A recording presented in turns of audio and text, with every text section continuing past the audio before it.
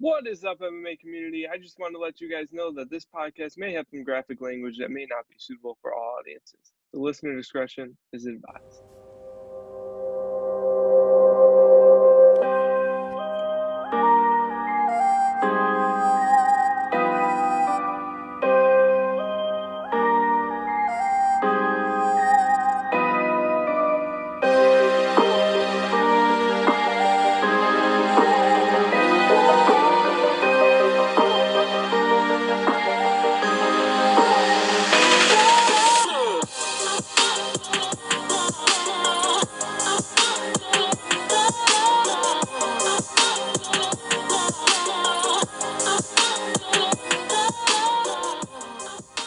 Welcome to the 23rd episode of the BP and Mean Gene MMA show. As always, I'm BP, and that is Mean Gene. Mean Gene, it's been a long time. It's nice to see your face there. Yeah, I know. Nice to see your face too. Did you lose the chain in the last 3 weeks or what? Chains it's still there. Okay, good. All right, good. It's still there. Don't worry about that. It's not going anywhere. We haven't been able to check in on your bets, so I didn't know if the repo man came, took it off your neck. And if you would have seen last week that the Korean Zombie, that was brutal. Yeah, that was brutal. Last week wasn't too bad. The week before, I think I split. Maybe, I don't know. Can't remember, but yeah, a couple of the big ones have been losing, like the Korean Zombie. Anyways, whatever. Don't want to get into the weeds, but it's just nice to be doing this again. We, had a little hiatus, 3-week hiatus. Your schedule's crazy. My schedule's crazy. But hey, we're here to break down this incredible UFC 254 card. Yeah, you can't miss a pay-per-view. I have 5 weeks left of the semester, so then hopefully I'll be a lot more free then. But in other news, current events here, we released today. Chimaev is fighting today as of Friday night, almost Saturday morning. When you guys listen to this, it'll probably be Saturday. But Chimaev versus Edwards has been released. That's the fight they're making. So kind of insane.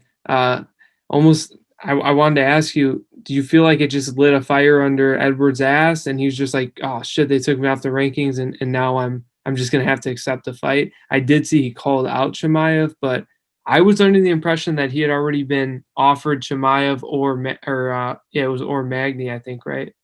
I don't know if it was Magny, but he denied, or it was Jeff Neal, maybe. Jeff Neal, yeah. Yeah, Jeff Neal, he denied that fight. And then he's calling out Chimaev. Interesting, but yeah. How do you feel about this? Do you think that his non-ranking makes this almost less of a fight, or less of a gain for Chimaev, or you think it doesn't matter? Ultimately, if he beats him, he's going to get ranked in the top 5. No. A couple of things. Well, first of all, he is back in the rank. He's number 3. He's got put back into the rank. Oh, they put him back? That's hilarious. It was in the fight contract. We'll put you back in the rankings. Exactly. The UFC, they're just calling his bluff at the end of the day. That's what they did. They pulled his ranking, and he obviously folded. That's insane, though. He's ranked number 3 right now.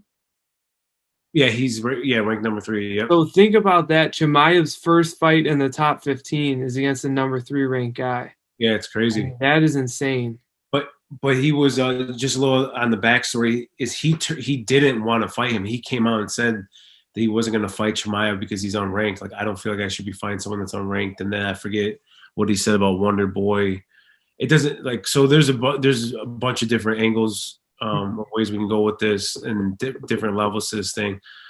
So I'll just go through them all. I mean, first of all, so he's back ranked number 3 again. I do think that is what ultimately got him to sign on the dotted line against Chimaev. I mean, the UFC just said, fuck you, man. We've offered you all these fights. I get pulled up. I know I sent it to you, but, Ariel Helwani kind of broke down the timeline that he's, he turned down Wonder Boy. He turned down Chimaev. He turned down Jeff Neal. And he turned down the title fight. Short notice fight against Usman. He turned that down as well. And that's when they had to go with what's his face, with Masvidal. And so, anyways, and as a fan, I was getting frustrated with it. We both were saying like, hey man, this guy deserves to have a title shot Yeah. or a number one contender fight, and that Woodley fight was perfect for him. With COVID and shit, it wasn't able to work out. But even that, he kind of turned down too. He Yeah, just it was like he could have made it happen if he truly wanted to make it happen. yes, yeah, exactly. And I don't begrudge him for making the decision that he made. I don't think that's ultimately what got him, on the wrong side of the bed with the UFC. I just think what really fucking pissed the UFC off was Wonder Boy Chimaev. I don't know. I don't know when the Jeff Neal came up, but for sure the Chimaev and the Wonder Boy, when he came out and just said like, this guy's unranked, I shouldn't be fighting him. And then Wonder Boy like, no, I don't want to fight him. He's ranked lower than me. The UFC's like, enough, man. Like, this is pandemic UFC right now. You have all these fighters that are fighting like 3-4 times in a span of 4 or 5 months, and you're talking about like you want to fight the Jorge Masvidal. I was like, you got to be self-aware. As a fighter, you have to understand what type of news you're garnering, what type of eyes and viewers that you're bringing in, into your fights. And I think he's clueless when it comes to that. The guy's talented. Don't get me wrong. He's ranked number 3, but you don't have enough pull, man, to sit on the sidelines and say, I'm only fighting Usman or Masvidal. It's just crazy. So at the end of the day, I'm just happy that they made this, book this fight. And man, it should be a great fight. It's great for Chimaev to get someone ranked, and he's number 3. Obviously, he's super talented. And man, Chimaev runs through this dude. I mean, that's what I was about to ask you. I mean, if this is the number 3 guy, and literally widely known. Even if he beats Chimaev, an unranked opponent, he's getting the title shot next. I mean, it's literally almost like you need one more fight because you haven't fought in 2 years. I can guarantee you, if he beats Chimaev, he gets the title fight. Oh, if Edwards beats Chimaev. Yeah. But I was going to ask you that to then go to the flip side. You're 2 steps ahead of me. If Chimaev wins, he's beating the number 3 guy, who, again, that number 3 guy, had he won, would have gotten the title fight. I guess my own niche I would put in there. If he beats him impressively, if he dominates him in the same way that he dominated everyone he's fought, it's a lock for the title at that point, right? Assuming it's domination. If it's not a close fight, if it's a close fight, I do think he might have to face another top 5 guy before. But what do you think? Do you think he goes right in? No, I think 100% he's gonna have to fight another fighter, regardless, even if he dominates. Yeah, because I think Colby Covington is about, maybe that's the fight you make, then Chimaev versus Colby Covington.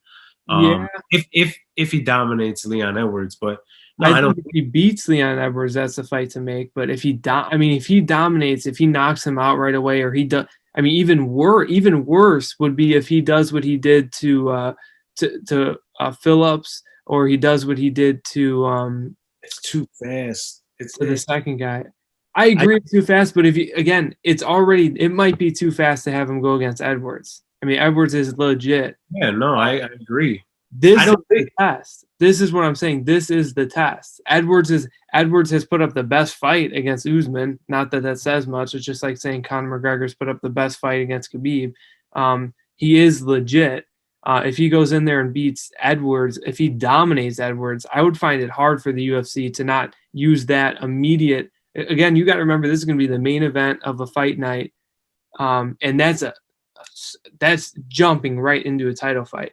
I don't think he jumps over Gilbert Burns, but he fights the winner of that fight for sure. Yeah, I mean, when you put it that way, in the sense of being the main event, and say he just dominates Edwards, comes out, starches him. I mean, that would be so much star power behind him after that. He would be undeniable. Like, this dude just fought the top 3 guy that legit has deserved a title shot for a few fights now, and starches him. Like, not just beats him, but starches him. I mean, I can't even. It would be hard for me to believe that he doesn't get the title fight. But yeah. But then go ahead. Yeah, I don't think he will. Like, even if Really? even if he starches him and all that, I don't think. I think they'll just give him, the Then number. who would get the fight after Burns then? Who would be the That's number one contender? I don't know what's going to happen with Burns. Um, you know, I don't even know what happened with that. Why did that? Oh, because Usman said he needed more time, right? Is that what it was? I don't. Why is he not fighting Burns? I don't even I think remember. someone got an injury. I thought. Okay. Yeah, I thought it was like Usman said it was too quick. He wasn't ready or something. He's healing up from an injury. Yeah, I Like, thought. Yeah, not like a new injury, something that was existing or something he aggravated. I don't know. All I know is I think Burns deserves that next shot. But what happened? Like, this is what I'll say: if Chimaev, like, say Usman's out for a decent amount of time, like whatever, not middle of next year because it's not going to happen. But just say he can't fight until like April or March, maybe. I yeah. He would. needs more time to. He needs more time to recover from undisclosed injuries. Okay, because what I was going to say is if Chimaev does what you said, that would give him a title shot. I think that's what the UFC would do is give him Gilbert Burns. I think they would have Chimaev versus Gilbert Burns. You thinking like an interim? No, just if Uzma has to wait, not interim, but just like, hey, a true number one. I don't know. They're gonna just let Burns sit around for fucking 4 months or whatever it's been, or whatever it would be. He was supposed to fight in December, and they don't do it until March. Who knows? I don't know when they're gonna do it. I'm just throwing out timelines, so I don't want to be held to those timelines or anything like that. Just, simply put, I just don't feel like Chimaev. He's unranked right now, and he takes out the number 3 guy. Yeah, of course, you can give him a title shot, especially if he looks, spectacular in the fight. But I don't know. I just feel like the UFC is going to do a number one contender fight with him. I don't know who they would give him. I really don't. It's asking a lot for him to, like, if unranked fighters jump up to number 3. I just think number 3 with Edwards, like, stylistically kind of works out for Chimaev. I feel like he can win this fight. And that's why Edwards got the ranking taken away from him and got into the doghouse with the UFC, because the UFC is like, dude, don't you have self-awareness? Don't you see that, like, look at your resume, number 1. The guys you've beaten, it's solid. It's a pretty good resume, and he's deserving. He's won 8 in a row or 9, whatever the hell it is. I'm fine if he gets the next title shot or a number 1 contender, but to act like you are Usman or that you're like You're undeniable. Yeah, like some big ass draw, put on spectacular fights. Like, you're not putting on spectacular fights, and you're winning decisions every time. You're headlining a card over in fucking England versus Gunnar Nelson. I mean, congrats, bro. Like, what are we doing here that you feel like you need Masvidal, or that you're being done wrong? Honestly, what it reminds me of? This is funny. I just popped in my head. It's Corey Anderson. It's like I was thinking that when we first started talking about it. Anderson all over again. It's like, dude, like, you think you're way better than you are. Huh? You think you're way better or more valuable than you are to the game. Or that the rankings mean everything. Like, it's a be all end all. It's not, unfortunately. Because I do like rankings. Obviously, I do feel like, especially following other sports, it's nice to know number 1, number 3. But at the end of the day, man, like, this is UFC. You know how they operate, and unfortunately, you're not one of their prized possessions. So, and that's why they're feeding him to Chimaev. They have no problem feeding him to Chimaev, because they feel like we're not losing. I wouldn't be surprised if they tried to cut. If I don't know if his contract's up. Who knows what's going on? But that'd be crazy. Yeah, ultimately, because I do want to move on, but yeah, let's move on. Chimaev, I do want to say though that stylistically, I just don't. I think Chimaev is a legit threat for all of the top guys at welterweight. They're all wrestlers, and so is he. Or not, so is he. He's actually a kickboxer, and that's exactly what I mean stylistically. He dominates people with wrestling. If he's gonna compete with Usman in wrestling, if he can cancel out Usman like Colby can cancel out Usman for wrestling, but he's an elite kickboxer, that's a dangerous call. I mean, that's a dangerous fight for Usman. And not to mention, Chimaev can easily make middleweight and has fought. 2 of his 3 fights in the UFC have been at middleweight. Yeah. So that's a big guy and a strong guy. And I know Usman is a really fucking strong guy, but yeah, it concerns me. It really concerns me. Interesting matchup, 100%. For the top 5. I just can't respect it and whatever. I mean, I get it. The guy's, one of their top prospects, one of their biggest names, honestly, in the sport, in the sense of if you want to, top 25 or top, whatever it is, that type of shit. They have over 200, 300 fighters. So, I mean, for him to be in the top 30 is still pretty decent. But I just, man, don't rush him. I even think Leon Edwards is that's too much. I don't like that progression. I feel like they jumped him up way too quickly. I would like to just see him fight. And I don't want to see Jeff Neal either. Why would you destroy another young prospect? I'm not saying Jeff Neal will lose, but I'm just saying you're going to lose one of your top prospects. One of them is going to have an L. Well, I think that's why they did what they did. Is they figure we can throw him up against Edwards, and even if he loses, or just, I mean, unless he gets absolutely starched, which I just don't see happening.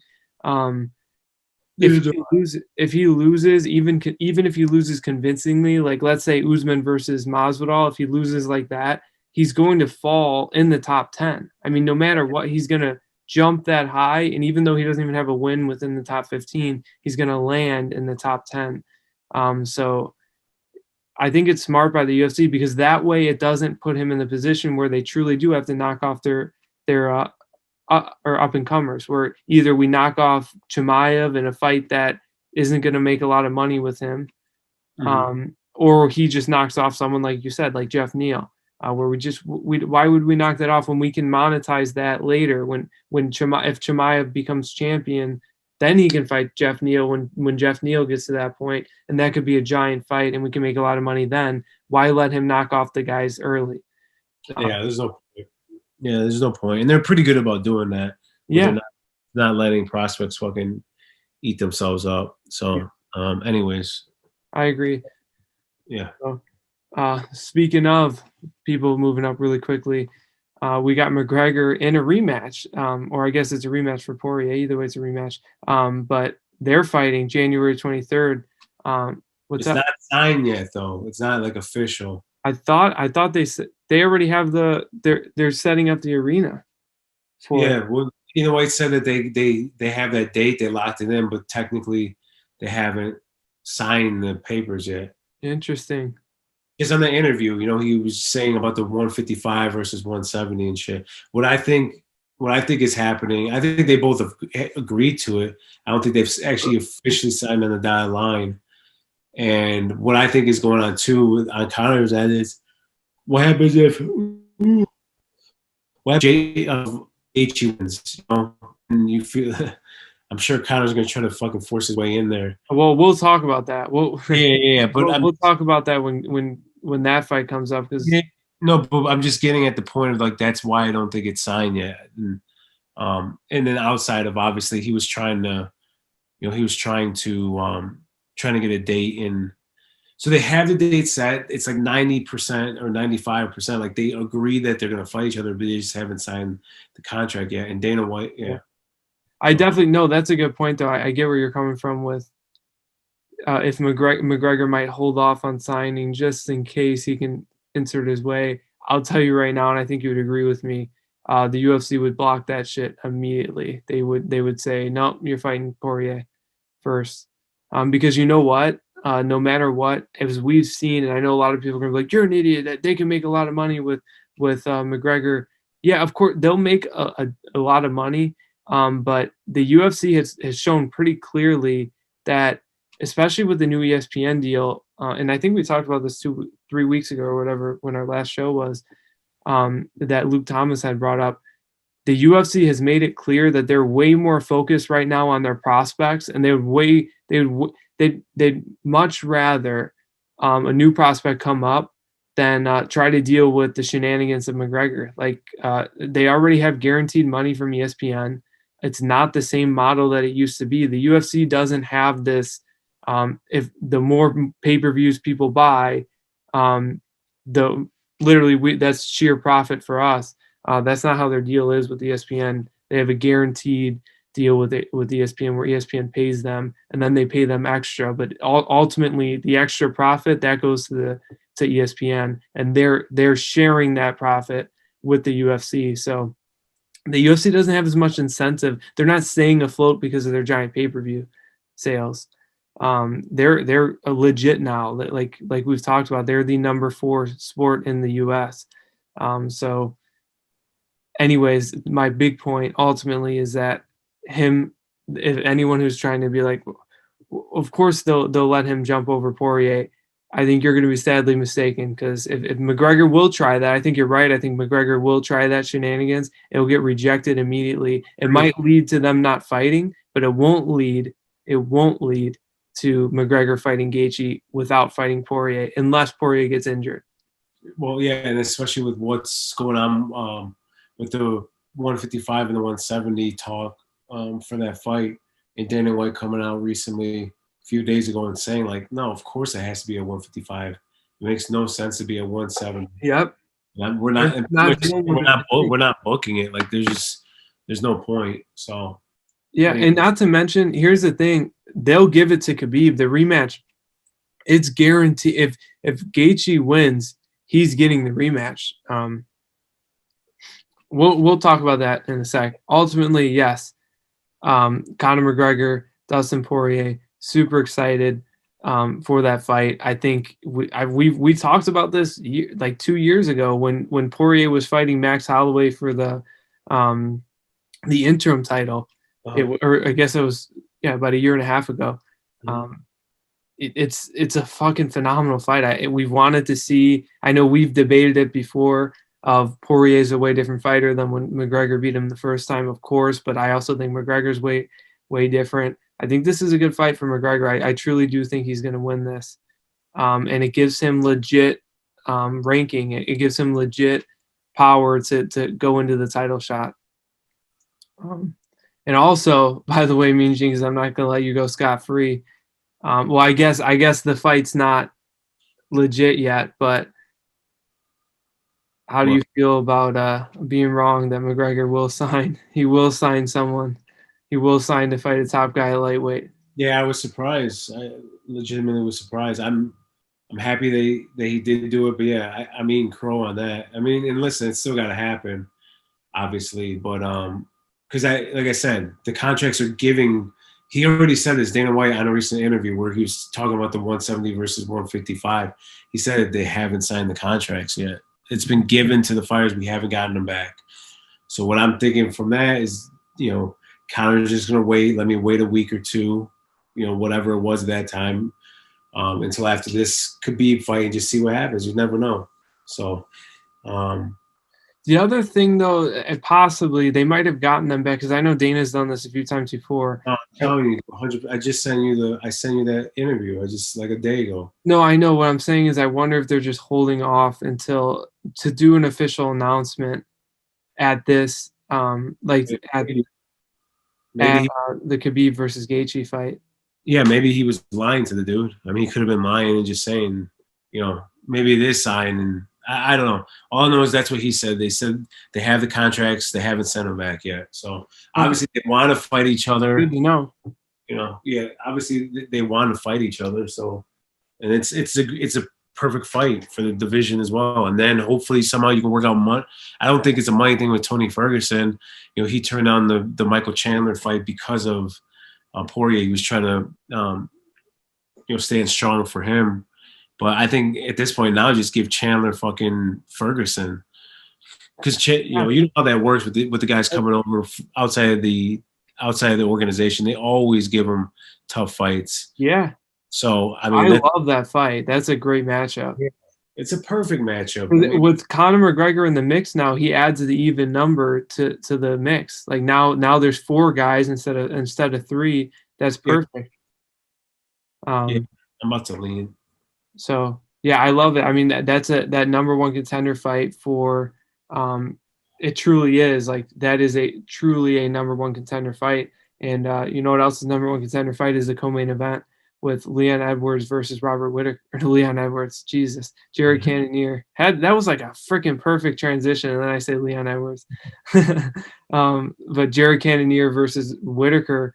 Do you think so? I mentioned number one contenders. Do you think Whittaker, if he wins, he's undeniable as well? Obviously, Cannonier is a guarantee, but okay, I'm glad. Yeah, I've heard some murmurs about, well, I don't know if Whittaker, he got demolished the first time. I mean, I think after beating Till and then destroying, and then beating Cannonier, that's the fight to make. But yeah, I don't know. Do you think Cannonier wins, or do you think Whittaker wins? Man, it's such a tough fight. I mean, Yeah. It's a tough fight. It's a tough fight to call. I'm going with Cannonier personally. I just think the power is going to be too much for Whittaker and the leg kicks. I mean, but they both leg kick. I was impressed by Robert Whittaker in the fight against Till. It would have been nice to see Till coming forward, but that's what we have come to expect from Till. Yeah, he's the counter fighter. He wants to stay on the outside, which is different from earlier in his days when he was coming up. He'd blitz a lot more, put pressure on his opponent, and now he likes to sit back and counter strike. So I don't know, man. I mean, he's got crazy leg kicks. He can wrestle.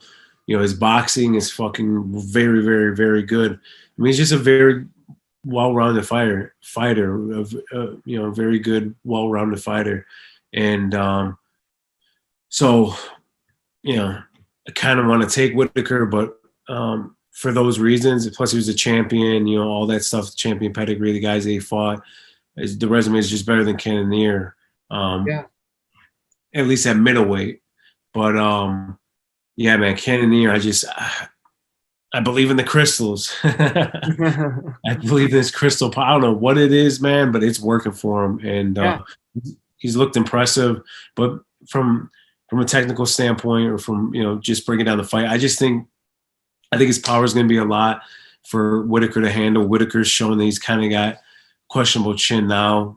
Adesanya obviously finishing him, and then Darren Till. He got rocked in the Darren Till fight in the second round, I think it was, or first round, whatever it was. I think that's just a result of the Romero Wars. I don't know. It could be. Because the dude is known for a great chin until obviously, at least Adesanya. I don't know. I don't know if the chin I'm super worried about, but no, I'm not super worried. I'm just saying though that's something to pay attention to 100% when breaking down this fight. Yeah. Because Cannonier he hits like a Mack truck. Yeah. So, and I like his volume. I like his forward pressure. So yeah, I'm going with Cannonier. That's what I'm gonna go. But I think it's a super close fight, coin flip. Yeah. Yeah, I like both guys a lot. I legit am a fan of both guys. It's a tough one to call because I think Whittaker ultimately is just the more experienced striker. But Cannonier, like you said, he has that equalizer. Ngannou has it. Obviously, he doesn't have it as to the extent Ngannou does, but I think naturally he fought at heavyweight at one point. And you're frozen. Are you still there? He's been having issues with his internet. Let's hope we didn't lose me and Gene here.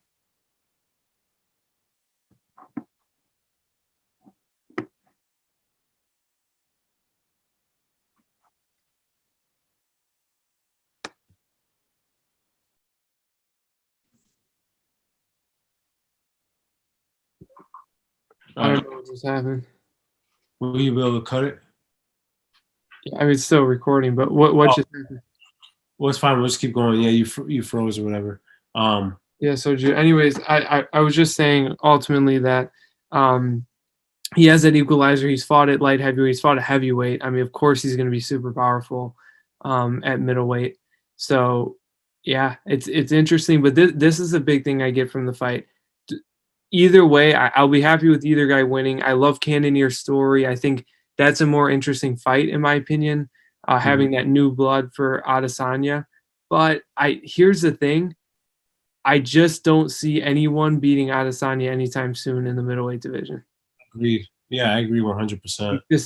He's just levels above. Like, listen, Cannonier is great. He's got the power. Whitaker is phenomenal kickboxing. It's just not on. It's just not even close to the level of Adesanya. And after that fight, um, after knocking out Paulo Costa like he did, I mean, Yeah. Yeah, no, I agree. Simon, let me just say, I am dead tired because I'm I looking at know myself I saw you fucking close your eyes over there. almost dozing off. Yeah, man, like Sit up. brutally tired. Like Me, barely holding on. yeah, But sit up over there. We still got 2 more topics. I know. But yeah, what was I saying? Yeah, no, what you were saying, I agree. Oh, thank you. I agree with my bad. I'm just, yeah, giving me water. Anyways, yeah, I agree 100%. Adesanya is just on a different level. I mean, he reminds me of John Jones on his rise, where he's just running through everyone, destroying them, just on a totally different level. Yeah, just And, level.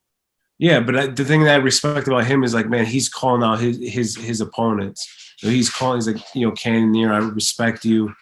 And man, you beat Robert Whitaker. I'm giving you the next hell fight. He called out Romero because there was no one really there for him to fight. So he called out Romero, someone that's tough. Paulo Costa, like the guy legitimately wants to kind of do what John Jones did. Yeah, he wants to clear the division legitimately.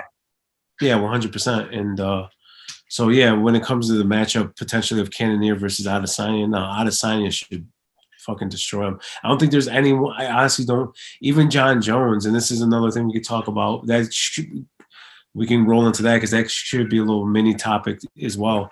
And we don't, and we don't have to do it now. I'm just saying is in that potential matchup, like, I mean, maybe that's the only person I could see, giving him some trouble. But even that, I have Adesanya beating John Jones 100%, man. Really? Yeah, 100%. Yeah. Interesting. He's just on a different. It might be a boring fight. I can tell you that because they're both. I don't see him beating John Jones. I have multiple but yeah, I do. John, yeah, but we'll see though. Here's the thing. Here's the thing. Number one, as much as I fucking would love to see it, I think what I guarantee you that here's a hot take. Chimaev versus Adesanya for Chimaev to become a double champ will happen before John Jones versus Adesanya for Adesanya to become a double champ. I can see that. Yeah. Second of all, say it does happen. And first of all, I think Chimaev is a legit threat stylistically to Adesanya. However, it'll be very tough for Chimaev to even get in close on Adesanya. But we won't even break down that fight. Ultimately, let's say they do have this super fight because, God, I would love it. I think finally it would be something very interesting at light heavyweight for John Jones, other than obviously a Dom Reyes rematch or at this point a Yan fight. But there's just nothing left for him. But it just doesn't make sense. He's going to heavyweight. The timeline just didn't match up. But if it did happen, then Adesanya would it would turn into John Jones versus Thiago Santos. I think that's what the fight would kind of look like, and it'll be different because, honestly, it wouldn't even look because. I was gonna say, please say. I mean that. Yeah, because he's not gonna rush him. So I don't know. I think it would, like you said, it would be a pretty boring fight. I think we talked about this before. Maybe it was on the phone. Like, it's not gonna be it would be a very hype fight and be very anticlimactic just stylistically because Jones is sure as hell not going to rush Adesanya. Adesanya has shown he's not even ever going to be tempted into a rush. Yep. But we also know John Jones is very good. He's developed it over his career, but taunting people and getting under their skin. But again, they're both super fucking professional. I think it'd be pretty anticlimactic. And then the bottom line would be, can John Jones get in close enough to just take him down? And we know Jones has a fucking unbelievable chin. So Yeah, and both these guys have huge egos in this. I mean, John Jones does for sure, and there's no way he's gonna let Adesanya dictate, their matchup, and he's not gonna let him fucking just sit there and get counter struck. I feel like it's gonna be like a Romero type fight potentially because Adesanya, the one thing about him, it's not even ego. He's just disciplined. Like this is how I bite. This is how I beat this fighter, my opponent, whatever, and this is the game plan. I'm sticking to the game plan, and but yeah, I don't know. We'll see. I need to see John Jones again. Whatever. I just the past few performances have just makes you wonder. Obviously he's had some close decisions recently, so it makes you wonder. And Adesanya is just ridiculous with his feints and fakes, and whatever. I mean, go through the litany of weapons that he has, and it would be an interesting matchup, obviously, with fucking sellout Raiders Stadium for sure. Especially, with the other fights that they would throw on that card. Yeah, I just think the size ultimately would be another issue that Adesanya, I know he's stronger. He's as clearly, obviously, he demolished Costa, who's a fucking Greek god, but he's stronger. I know he's stronger than people think, but for light heavyweight, I mean, he's just listen. Yeah. He's not fucking. John Jones has fought way scarier dudes size wise than Adesanya, and Adesanya isn't going to be able to. I don't know. He's tall enough, but he's just not thick enough in the sense that he's not going to be able to deflect any grappling that Jones is able to get on him. Well, see, that's the thing. I don't think John Jones would be able to get in on him, though. That's the thing. I mean, first of all, he's shown 100%. He's shown great takedown defense. I mean, I mean, he's unbelievable with it. But again, unbelievable. But here's the thing: John Jones isn't like he's not as John Jones. And maybe this is the opponent. Maybe this is Dom Reyes. Maybe this is Thiago Santos. Whatever it is, but he just doesn't. His offensive wrestling is just not that good, man. John Jones, you're saying? Yeah, John Jones. It's like he goes for takedowns. He might get you down for a second. It depends on who he's fighting, and but it's just he's not dominant in that sense, and that's not really a big aspect of his game. It used to be. It used to be, and now it's not. And that's what I mean. I mean, Father Time just catches up with everyone. John Jones is still, a beast. He's still a GOAT. All those good things. Those good, whatever you want to call them. But I think it's more of a pride thing, though. But the pride thing is just simply saying that John Jones isn't going to, and he's smart. It's pride in his fight IQ. He's just not going to rush. He's not going to fight Adesanya's fight, and he's going to fight his own fight, which is kind of like Adesanya. He just kind of stay. I wouldn't even say. What am I even talking? It's not like Adesanya because I don't want to be caught up in that. No, because Jones will make mistakes. He's too good to. He's always able to get around it. But Adesanya, just in general, everyone tries to say like, whatever, he's a point fighter. Dude, he finishes fucking people. Man. Like if the last fight didn't show you that against Robert Whittaker, Paulo Costa, obviously the most recent one. But if it didn't, because the Paulo Costa or the Robert Whittaker one, like he stepped into the fire. Whittaker was fucking throwing haymakers. He's like, fuck this. I'll stand here and trade right with you. Knocked him out. Paulo Costa, I mean, it's just not in the same league. That was a flawless performance. Yeah. But this is what I mean with the pride. Before we move on, the pride with Jones, what I mean by that is Adesanya Jones knows this is a must-win fight. This is a must. It's not like, it's almost like Jones is so fucking prideful that he makes things harder on himself. Why was the Alexander Gustafsson fight so close the first time? Because it wasn't enticing to him. It wasn't a big fight until it was close. And that's what he does. When he fought Thiago Santos, well, how do I make this interesting? I'll just fucking stand with the guy that I have absolutely no reason I should be fucking standing with this dude. Same thing with Dom Reyes. There's nothing that's going to happen on the ground that Dom Reyes is dangerous for me. So let's just make this fight a little bit more dangerous. He likes to play on the edge. for better or for worse. Sometimes it's really annoying, especially being a John Jones fan. There's certain people he just won't do that with, and we saw it. You know how, what did he do to Alexander Gustafsson in the second fight? He knew this is a must win. I can't lose to this guy. I'm coming back off a 2-year suspension. I have to win this fight. So what did he do? He took him down, and he was able to stand and trade until he saw the opening. He took him down, and he knew that was it. As soon as he got on top of Gustafsson, that was the end of the fight. And we'll see the same thing for the most. What did he do in the first fight with Daniel Cormier? It was a must win, and he took him down out of spite because he's prideful. He told him, "I'm going to take you down 5 times." He ended up taking him down 4 times.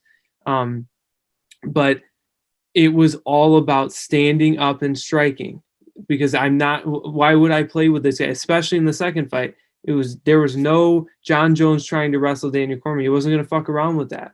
It was, this dude is too good. And that's what I think, like you're talking about. I definitely agree with you, especially in recent times. John Jones hasn't been the big offensive wrestler that he once was. Not that he was any sort of he looks terrible with his entry. I agree, but this fight, that's the thing. This would be the motivation. This would be John Jones as we know him, as truly the John Jones, because this is a must win for him. He is way too fucking prideful to lose Adesanya. After all the shit they talk, he would never want to swallow that pill in his life. Yeah. So he would John Jones would show up. That's he would be motivated, max motivated. I agree with you. And I think no one beats him max motivated. No one in the fucking world can beat John Jones max motivated.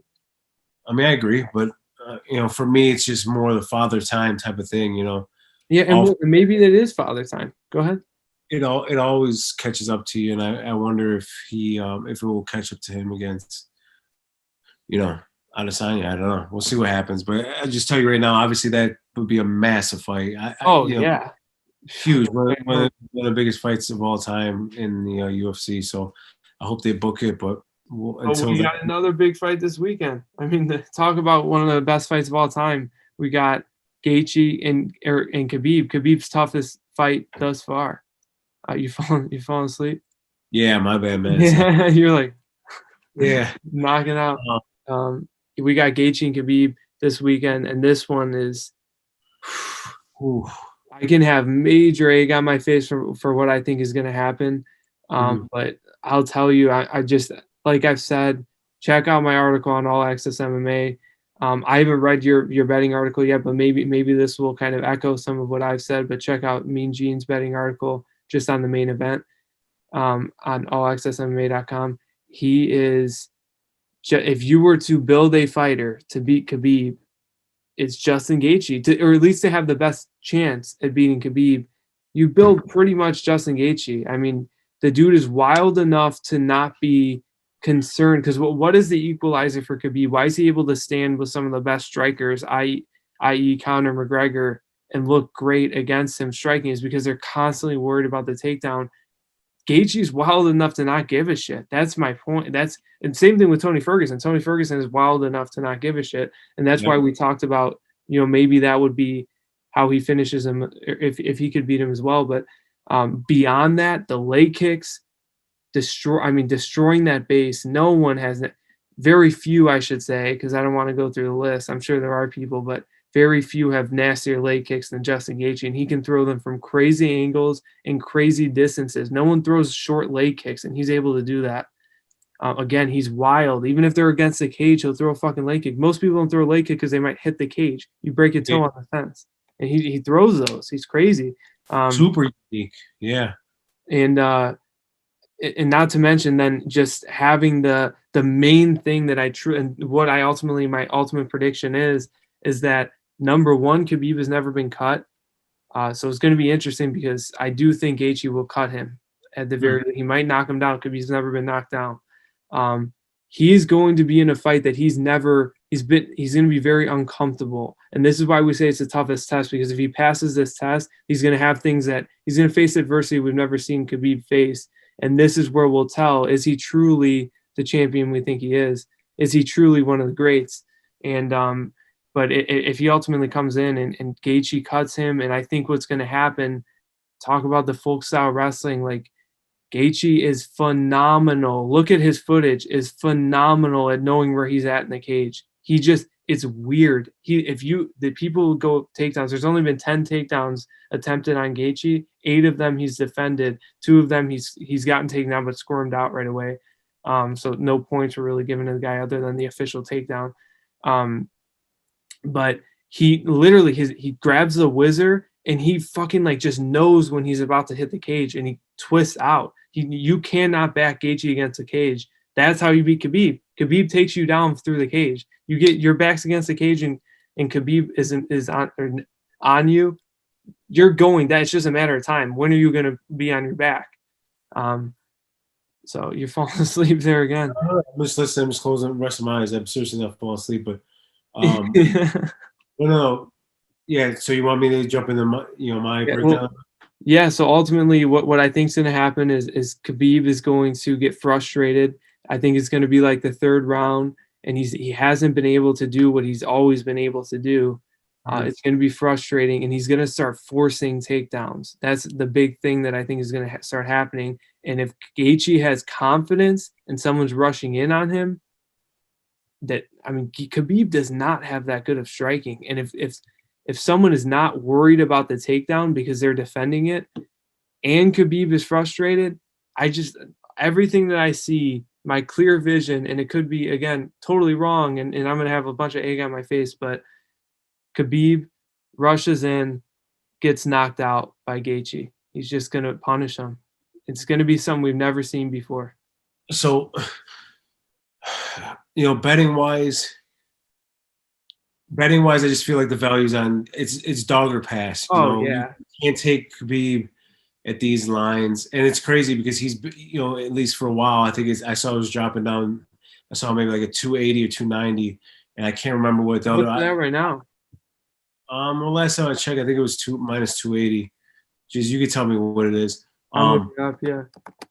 But he's a bigger favorite versus Gaethje than he was against in his last 2 fights against not Max Holloway, against Dustin Poirier, and then what was the other fight? Gaethje? And then McGregor. No, not Gaethje. Yeah. And McGregor. He's a bigger. Pardon me. He was less of a favorite against Conor McGregor and against it's plus 260 right now. The fuck is his name? I'm losing the guy. He just Tony Ferguson. He was a bigger favorite. He's a bigger favorite in this fight against Justin Gaethje than he is against those guys, and which is crazy to me. Did I say Tony Ferguson? Dustin Poirier. He was a bigger favorite, which you would think that in this fight, you would think it. I don't know if I said it the right way. Am I saying? Do you understand? I probably mixed it up. I know. What I'm just trying to say is he's a bigger favorite against Gaethje than he was against Dustin Poirier or against Conor McGregor, which is crazy to me. Like Conor. Oh, I see what you're saying. Yeah. Like a minus 200, and I jumped on that. That's insane. You got to jump on that shit when it's that low. Same thing with what was the most recent one that took? Alistair Overeem was a big underdog, or a big favorite, quote unquote. Well, not when it's fucking minus 170, 180. That's not big, for it should be. I don't know, man. It's late. I'm listening to myself talking. I'm not even making any damn sense, but I just want to make my point, man. I'm getting into weeds on all this shit. All I'm saying is I am surprised that he's this big of a favorite against a fighter of Justin Gaethje's caliber. Caliber. I said it right the first time. Is this guy has all the tools? He has good defensive wrestling, nasty knockout power, nasty leg kicks, super tough. He's also just mentally, he's hard to break mentally as well. Yeah. And he's not normal. That's the thing. And so that's why I'm surprised that he's such a big favorite. And that's why that leads to me saying that, it's dog or pass, and the value is on Justin Gaethje. To be honest with you, and I did put this in the article, I ended up taking Gaethje, I put 1 unit on him because I think it's worth it. To be honest with you, I really like if you're asking me just straight pick, I'm going Nurmagomedov. I'm going Khabib. I do think it's not even just hedging it's not even hedging and saying like, oh, he's 28. No, it's just listen, man, no one else. He's only lost one round in his entire career in the UFC. He dominates everyone. Barboza, I and Quint is like the only one where people were kind of talking shit, and that's only because he decided to stand with the guy. But he just still beat him every round. Yeah. Yeah, he still beat him on the ground, and even on the feet, he wasn't looking too bad either. No, I'm saying he still beat him every round. Yeah. He beat him every round, yeah. But what I'm saying is like this dude is just super dominant. This isn't just like, hey, he's 20, 29. I just don't want to be that one guy.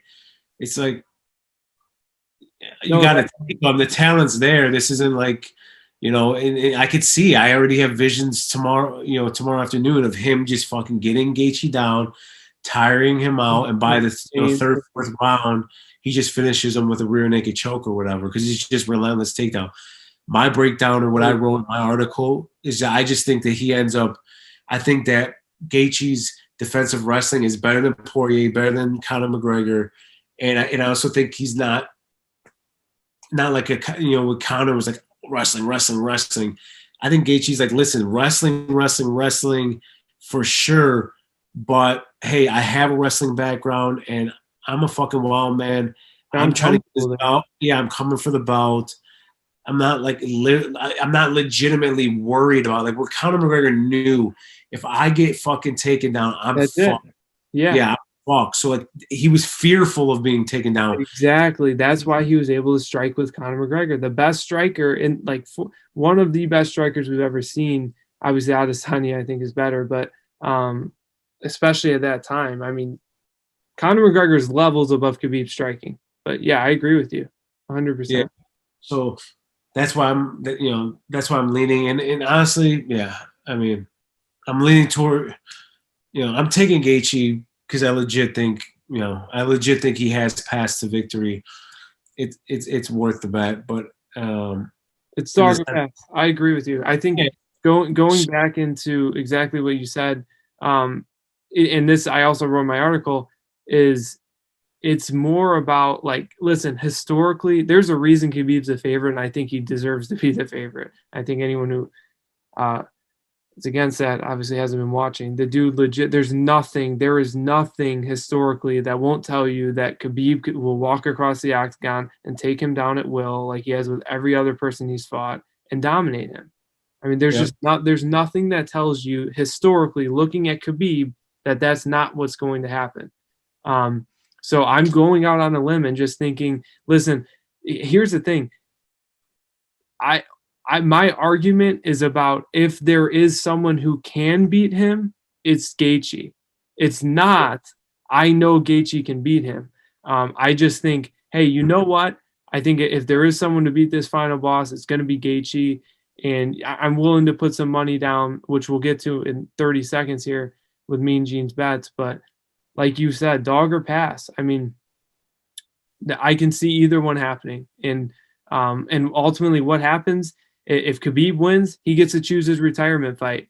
If Gaethje wins, he becomes a legitimate superstar, like legitimately a superstar. He skyrockets the superstardom because no matter what the next fight is, and this is why I said we'll talk about this later. I know you alluded to this earlier. If Khabib loses, the UFC is going to aim for that rematch immediately. He deserves the rematch. The dude's never lost. Now he loses.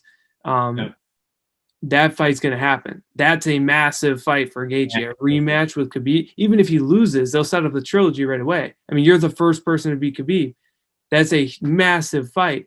Then, not to mention, say that doesn't happen. Khabib usually only fights once a year anyway. Something might happen. He gets injured. Who knows? That fight falls through. The winner of Conor McGregor and Dustin Poirier, let's say Conor McGregor, can it get more massive than Conor McGregor? I don't know. Nothing again historically would tell me no one can get bigger than that right now. But ultimately, if he fights Conor McGregor, that is a massive fight, especially styles. I mean, stylistically, that is not only massive but exciting. That will not disappoint. Mm-hmm. And then again, if not, let's say Dustin Poirier wins, that's ultimately the lowest. Yeah, exactly. That's the lowest monetary incentive for Gaethje, but even then, it's a massive fight. It's a blockbuster. The guy who just beat Khabib is now avenging his one loss with his loss with the one guy left in the UFC that he's lost to. He's only lost to 2 people. Eddie Alvarez is gone. It's no matter what, it's massive ultimately. And then there's just a million fights to make. And if he does reign, I mean, winning this fight ultimately, Mean Gene, to close this off is it. I don't want to say it feels like Rocky versus Apollo Creed because it's not like that, but it is that. It's like he has everything to gain from this, which I think is a lot, and pretty much anyone who fights Khabib, but him specifically in this scenario, not only does he have a legit chance, but he becomes massive. He's literally a superstar if he wins this fight. Yeah. And what's his name? Dan Levy made a great point on his podcast on line movement. He said, who thought that TJ Dillashaw would beat Renan Barão? Renan Barão was 32-1 at the time. Yeah. And I think he won 32 straight fights, or I think he just lost his first fight, and he had won 32 straight after that. Whatever it was, it doesn't matter. But that was a massive upset. Holly Holm, who would have thought, her she would stand and box and trade with Ronda Rousey and win. Fights like that where you just go into and you're like, yeah, the champ's winning, and the champ is whatever, a minus 300 favorite. Like this isn't happening. And I think Dillashaw was even way bigger. He was like plus 700 or some shit. That was crazy. You don't see those things happening, and against dominant champs. Same situation, I don't see it happening. Even in my article, I was trying to like almost kind of lean and say, hey, I'm taking Khabib, but because I just feel like this guy's super dominant, one round, lost in the UFC. It's like, I don't want to be that fucking idiot with egg on his face, the fool that took Justin Gaethje. But man, like legitimately, I could see it happening, not only based off those two. And there's more. There's a third one that he mentioned. I forgot. Chris Weidman versus Anderson Silva. That was the other one. But not only historically do things like this obviously happen. Matt Serra is another one over GSP. But also just the path to victory. Gaethje, like you laid out, he legitimately has like multiple paths to victory. The leg kicks, he could chop up Khabib's leg to the point where he's not able to wrestle, and then it allows him to get outstruck on the feet, or maybe he even finishes him with the leg kicks. I mean, that's how devastating it is. So I don't think he would. Khabib's uber tough, but I'm just saying, like, vicious leg kicks. And then Stan, real quick, I'll stop rambling on. No, you're not rambling. You're good. Just standing the punching too. Obviously he has knockout power, pinpoint accuracy, or pretty close to pinpoint accuracy on his shots. Not Conor McGregor pinpoint, but and then that's pretty much it. I'll just leave it there because I don't think he's gonna wrestle. He's never wrestled in the UFC. No, he's not that type of fighter. So grappling is not how he's gonna win. It's gonna be on the feet. Number one is interesting. Plus 375 is him winning inside the distance. I saw that. It's crazy. I think we'll see. If you're going to throw money on Gaethje and you want to be, you're already risking just by throwing money on Gaethje, but it might be smart just to throw it on the distance for that extra plus money, because it'd be very, very, very unlikely that he wins by decision. But yeah. But who knows? Maybe Khabib's just fucking impossible to knock out too. We just don't know enough. We've never seen Khabib face adversity like that. That's the big thing. Like you were mentioning, and that's where when I was trying to, or I almost cut in there, was you had said Khabib is uber tough. The fact of the matter is, I tend to believe he probably is. We just don't know that though. There's no reason for us to we've never seen any reason to think he is uber tough, because he's never faced any adversity that would prove that he's tough. Again, he's never been knocked down, and he's never had a cut on his face. But he's a fucking fighter who goes in a cage. Of course, he's tougher than normal people. But is he uber tough like Tony Ferguson, who's literally getting fucking hammered in the fight against Gaethje? Right. I don't know. I don't know how tough Khabib is. I'm assuming, again, he's from Dagestan. He's had a fucking insane, again, he grew up fucking wrestling bears. I'm sure he's tough. I don't want anyone to listen to. We know he's tough.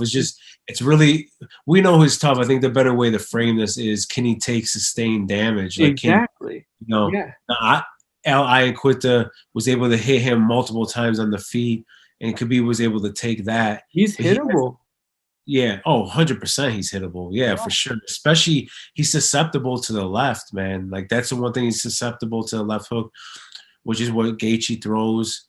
Gaethje legit has one punch knockout. Like, Dustin Poirier really doesn't have one. Okay, how do I say this so everyone kind of understands? Like, yes, Dustin Poirier can hit you with the shot and knock you out, but he doesn't have knockout power. He's more of a volume. I'm gonna combination you, and then that's how he gets you out of there. He did with Gaethje, but like, Gaethje legit has one punch knockout, or he has one punch knockout power. Yeah. And I don't know, if Khabib could handle that. We'll see. I mean, he's handled Iaquinta. He's had some other guys. I don't know if Barboza hit him with a pretty good shot too, but the man can take a punch. I believe that 100%, because Conor McGregor was kind of lighting him up a little bit in that third round. So it was the second round or third round. It was the third round, I think. Third round was also when McGregor got knocked down as well. But worrying about the wrestling. Yeah, exactly. But it's gonna be an interesting fight, man. I'm super excited for this fight. I haven't been excited for this fight in a long time. I mean, even the Adesanya and the Paulo Costa fight, I was excited, but not like this, man. This guy is like truly great. It's like when I watch the John Jones fights. Regardless, it's just another challenge. You want to see if this guy can finally lose. These undefeated fighters with crazy legacies, arguably GOATs of all time, and it's always exciting when they get in the cage against a legit contender too. So it's a spot. Look at the Reyes thing too. Like, that almost became the Holly Holm or the Chris Weidman fight. Like, he almost beat John Jones. Obviously not by finish like the other two I mentioned, but or in spectacular fashion, I should say. But man, it's I'm looking forward to it. I think he legit has a shot. I'm gonna bet on him as a live dog. But I mean, obviously Khabib should win this fight. I would not be surprised if he just dominates him like he's dominated, the 28 opponents previous. But absolutely, yeah, I think you're spot on with that. You're spot on. Yeah. So to jump into the bets, I was gonna say now that you just brought it up, you're gonna put some money on him. Is that the only fight you're putting money on? Yeah. So just in my article, which you could catch on All Access MMA, I only went with the main event this time. I'm kind of switching the article up. We talked about this before. Let's just start focusing on fights that I'm only betting on. I probably will bet on some other fights, so all the ones I'm looking at. So, yes, Gaethje for sure is in there. The other one that I already bet on, but like I was telling you before the podcast, the odds switched already was Shavkat, whatever the hell his name is, fighting Cowboy Oliveira. I took him at plus money, but now he's dog money. I took him at plus money as a dog. And now he's the favorite. He's like minus 120. I got him at like plus 100 or 110, some shit like that. But I kind of like that matchup. I mean, I like that. I like Volkov. Like, obviously Harris could hit Volkov with one big shot, but Volkov is pretty fucking tough, man. He doesn't have Derek Lewis knockout power. And I think he's just going to keep him on the outside and kind of piece him apart. I mean, listen, this guy is a legit heavyweight. He's one of the best heavyweights. It's just, obviously got knocked out by Derek Lewis. But even that Curtis Blades fight where he lost, he had some success late. So I agree with you. I think Volkov.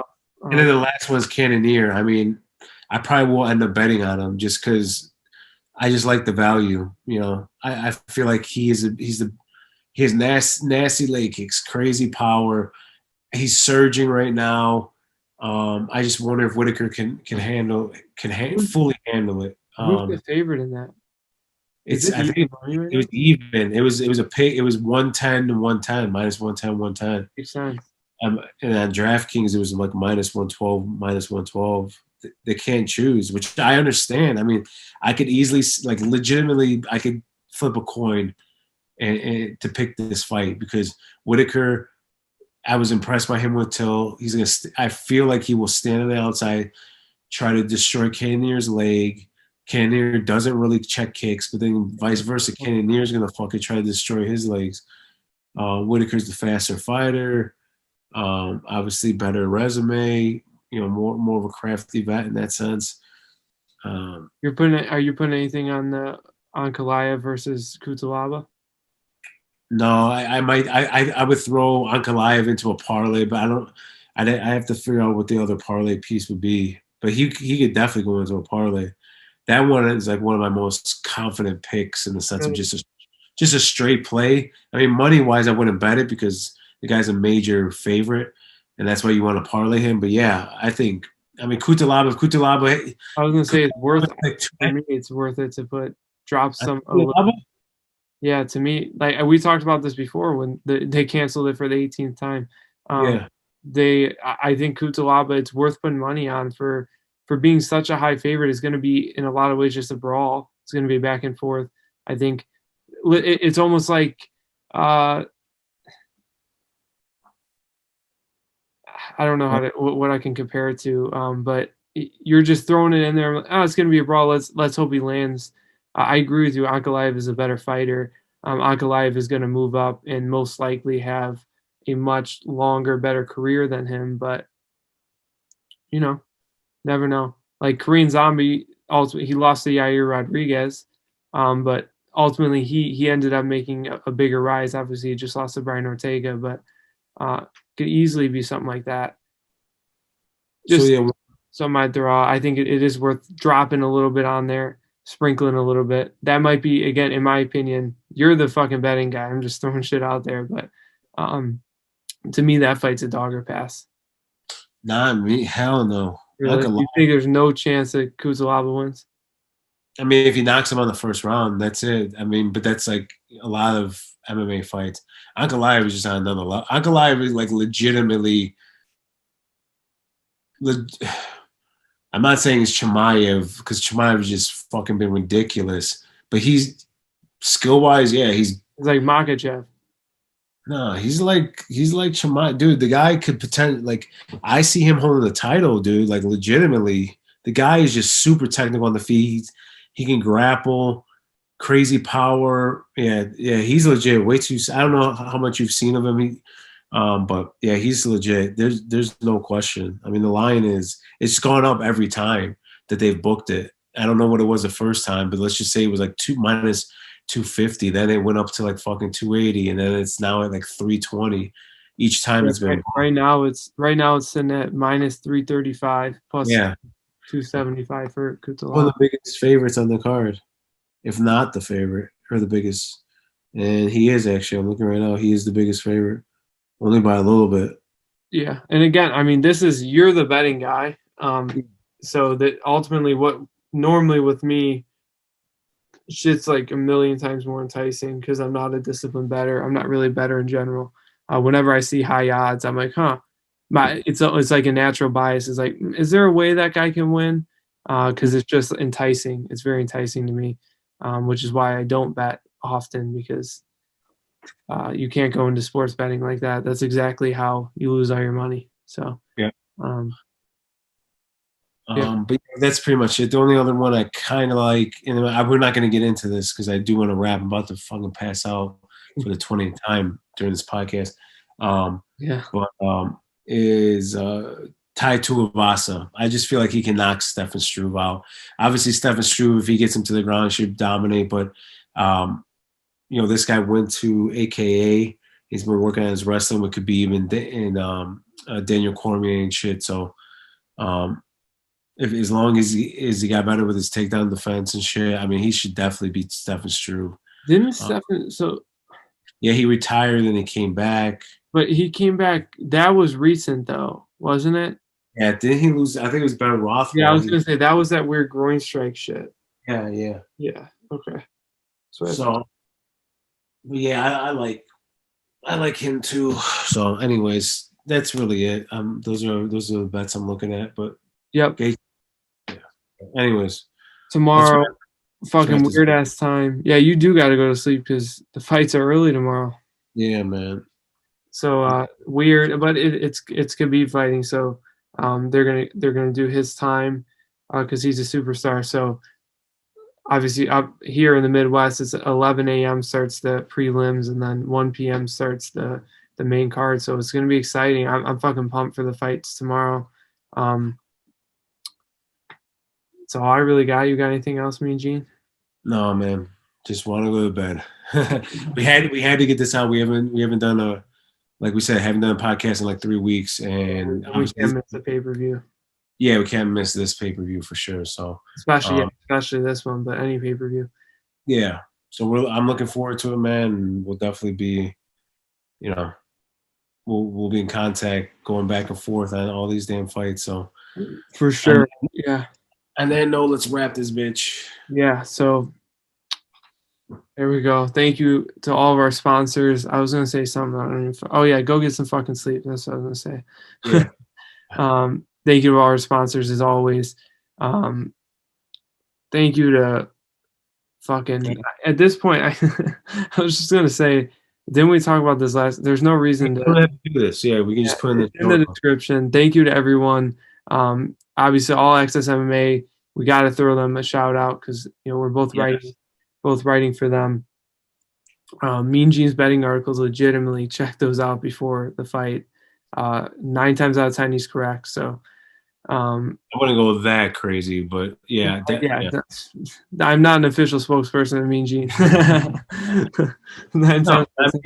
I do.